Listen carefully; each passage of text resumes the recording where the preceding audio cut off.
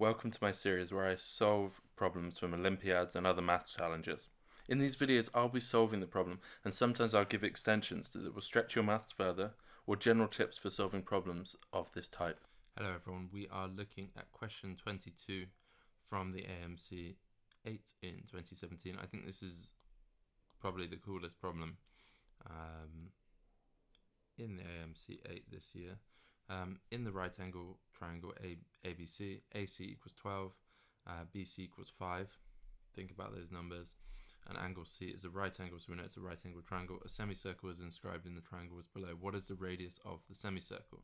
There's some really neat argumentation goes into this. Let's start sketching. And all of these geometry problems, sketching while thinking is really important. So what is the radius of the semicircle? Well, when we think about the radius, there's a few places that we could draw the radius to. Why isn't that working? Here we go.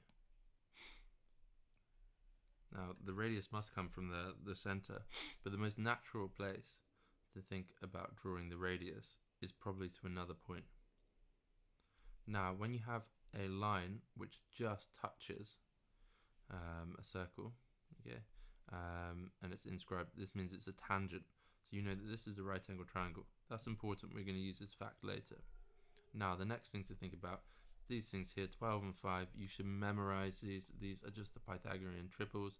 5 squared plus 12 squared equals 13 squared. You should just know that. So now we know that the total length of this is 5, 12, and 13. So the hypotenuse is 13. Now, this is where it becomes much more subtle. This is a right angle triangle, and it has some angle here, which we're just going to call x. All right. Now, so I'm gonna outline that in green. There is a right angle triangle with an angle of x. But now let's have a look what we've also drawn here. I'm going to outline this in red. This is also a smaller right angle triangle with the same angle. Okay. Now, let's think about what this means. Even though these two triangles are different, if they're both right angle triangles and they share another similar angle, this means that they are similar to each other. So let's draw these out. So this is 12, this is 5, and this is 13. That's the first one. And now the red one, well, the red one's a little harder to work out, but what we do know about it, if you flip it round, is the hypotenuse is going to be 12 take away r. And what's one of the lengths going to be? It's going to be r. Yeah, and then the bottom length is going to be some other unknown quantity. Now, what we know is the proportions of these two sides are going to be the same because these triangles are similar.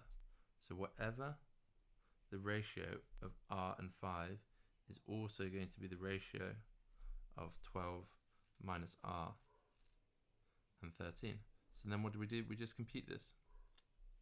Now we've really done the maths. Now it's just about the computing. So we know that 12 minus r, the hypotenuse, compared to the other hypotenuse, is going to be equal to the shortest side, r, being divided by the other shortest side. It's really important that we know that in both cases these are the shortest sides. Then you just do some manipulation. So you get 60 minus 5r equals 13r. So 60 equals 18r. That means 10 equals 3r. R equals 10 over 3. And so it's D. If you found this video helpful or interesting, please hit the like button, let me know why in the comments below, and of course subscribe so you won't miss the next video.